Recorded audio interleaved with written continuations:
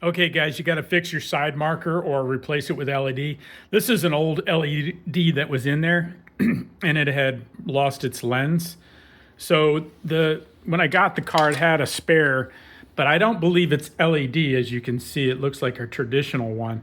But I thought I'd try it, so we'll see what happens. But it's really quite easy to get these side markers off. You can turn your wheel in so you can get to the plastic liner, and it has these clips, as you know, and it helps to have some of these tools to pry them out, but you can do it without them. But these are just little plug clips that go into the liner, as you can see. Sorry about the lighting, it's kind of crappy. But I took out those, and now you can reach in there and get your hand behind it. Now you can see the design of this hook.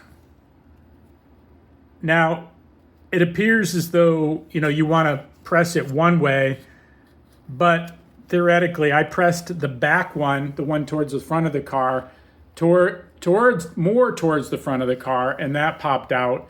And then this one I pressed towards the rear of the car, and that popped out. And then it's just got a little clip for the bulb.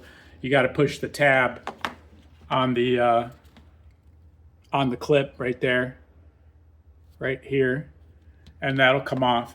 So it's really quite simple.